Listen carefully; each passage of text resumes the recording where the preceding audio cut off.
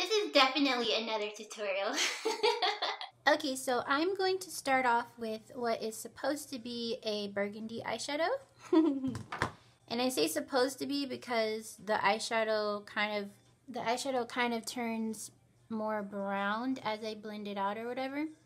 So I'm going to pack this eyeshadow onto my crease and above it as well. And I am using an ABH eyeshadow, so when you're applying this, make sure you put it where you want it to go, because it will stay there. And after you apply it where you want it, in the shape that you want. Oh, by the way, I'm sorry if my lighting keeps changing. My window's open. My shade is open from my window. So I'm going to go ahead and blend this color out. And initially I was going to add more red to it, but I was trying to prove a point, and my point is that there are literally, or there seem to be no burgundy eyeshadows that stay burgundy when I blend them out.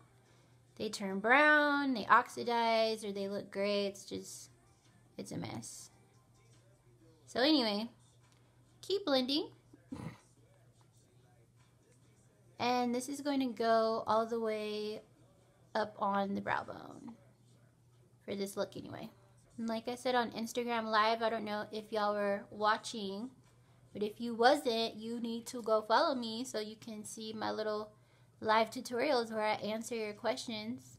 I'm laying the brush flat on my eye and blending upwards instead of pointing it directly on there, because that helps me move the eyeshadow a little bit better. I want to close my blind so I can have consistent lighting, but Tulip is laying on the floor in the sun and I don't want to take that away from her. See, this is another thing I don't like, is it gets stuck right there. It's the weirdest thing. None of my other eyeshadows do that except this one.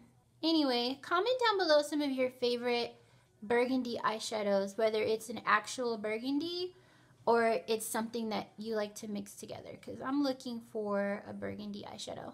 See, that looks brown. Does that look brown to y'all? That doesn't look like, it doesn't look like this. Anyway, keep blending.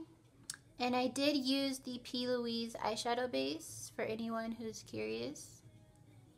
I think I'm going to show you guys this. So whenever I have like a little spot that doesn't want to blend, I've been taking this tiny Morphe brush. This is the Morphe M507 brush, and using it to go back into the eyeshadow and soften the line a little bit, as much as possible anyway.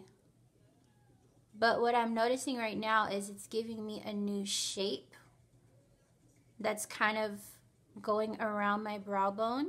I like it. I think it's cute. But I'm going to blend it out. So if you ever have issues with like one little spot with your eyeshadow, go ahead and grab a tiny brush, sis. A tiny little brush, and blend it out. Okay, I now remember another reason why I hate this eyeshadow. Because it does not budge. Once I put the eyeshadow down, I literally spend at least 30 minutes trying to blend it. And like I said, I don't really have that problem with any other formulas other than this one, which really, really sucks. Because, I mean, even though this burgundy isn't burgundy, I do like the color. I just wish that it was easier to blend. Like, it's so ridiculous. The next shadow that I'm going to apply is the black eyeshadow from the ABH palette. It's the same palette, same formulation. And I'm going to pack this on the outer third of my lid, right up in here. Okay, so like I was saying, I'm just tapping the edges to blur them out.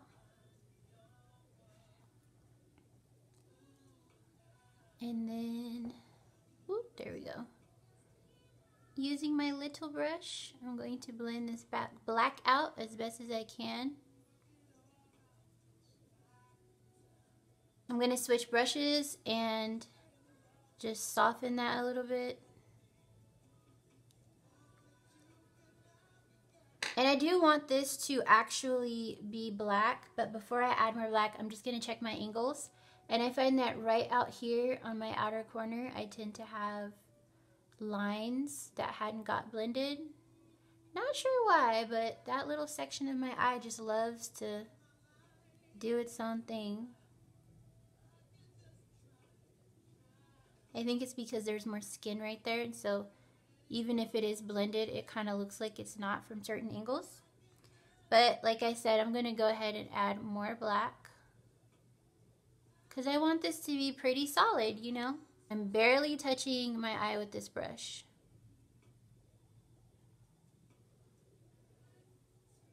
Alright, I think that's good enough.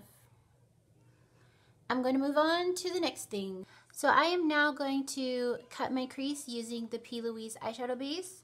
And I am using this fold right here. It is the last fold in my eye as a guide. And I'm just going to make a mark right there. And I know some people like to start their creases, their cut creases like right here, and they'll make it super duper, I'll show you. Like they'll make it super duper precise right there.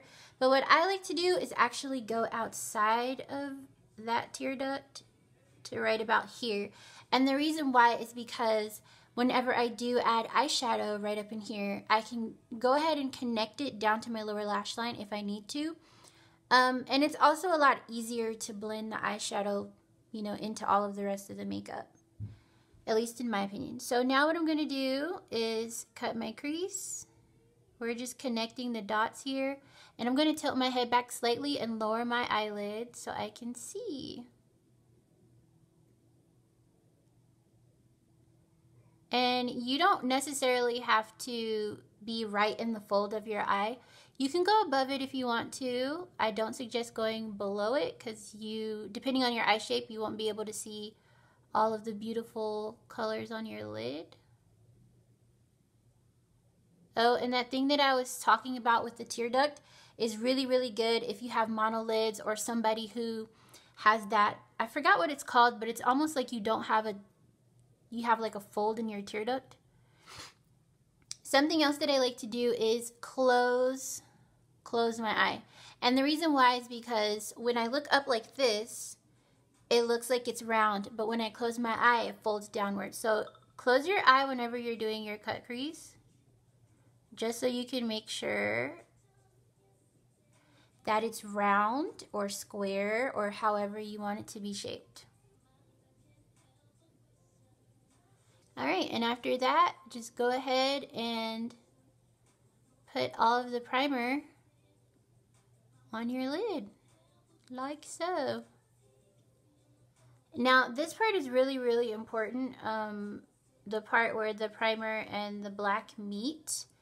This is how you're going to dictate where it all ends and begins. So really think about that before you start blending it over, because you can create some really cool shapes. You know, you can have the gold coming in. Ooh, sorry. You can have the gold coming in at an angle like this. You can make it round, you know, whatever works for you. Since I'm recreating a look that I posted yesterday, Friday, I'm just going to have it squared off. And I'm blending them together. So I'm blending the primer over the black. And I don't have a lot of primer on my brush at all. I want y'all to keep that in mind. I'm blurring that line a little bit more with this little brush. Whenever there are issues blending your outer corner into your lid shades when you're cutting your crease, it's usually because you're not blending your concealer or primer, whatever you cut your crease with, you're not blending it out. So your base for your cut crease should blend into your outer third of your eye like the rest of your eyeshadow should. So now I'm going to go into this Morphe 35R palette and I'm going to apply the gold shade right in the center of my cut crease. Not in the center of my lid, but in the center of my cut crease. This is where everybody on Twitter was missing the numbers. Guess how many eyeshadows I'm wearing? And everyone was saying 3, 4, and it was actually 5 because I put 3 different golds on my lid and I blended them together. So I'm gonna go ahead and put this right up in here. So the next shade that I use is another gold. This one is a little bit more bronze, and what I'm gonna do is the same exact thing. I am just going to lay it across the other gold. Now, even though I'm applying these eyeshadows like that, like I'm stacking them on top of each other, I am gonna go back and blend them together. Just like that, just like that, sugar. Okay, so here's what I was talking about with the harsh line on the crease. Now, unless that is like something you're doing on purpose, go ahead and take your brush and blend the edges out. You don't have to add additional product for this, but you want to blend out the edges at least a little bit, you know. Personally, I do not stop there. I will blend it until it looks like the gold is coming out of the black, but that's just me, you know. I don't like stop and go eyeshadow, you know. I like for my makeup to transition, and you will be going back and forth with the brush that you use for the black eyeshadow and the brush that you're using for your golds, because that's pretty much how you blend them together. Now, in some instances, it will be easier than others because this is matte and this is shimmer. I do have to go back and forth. If you're blending 2 shimmers together like I just did, you might not have to, depending on what the colors are. But yeah, so a nice smooth transition. And the gold is not taking over the matte black either, which I know some people get concerned about. So that's just something to keep in mind. So I'm just going to add this right up in here. If you haven't tried the P. Louise eyeshadow base, I definitely recommend it. It makes shimmering eyeshadows look gorgeous, effortlessly. You don't have to add any setting stuff. Oh yeah, and I'm blending this into the other gold. So you want it all to come together pretty seamlessly. Like that. Okay, I hope the lighting hasn't changed too much. I am just going to take some black eyeliner, and I'm really only putting it on the outer third of my lower lash line. Then I'm going to take my nifty little pencil brush. Then I'm going to take a little bit of black from the same ABH palette. Then I'm going to take my little brush from earlier and just blend the edges.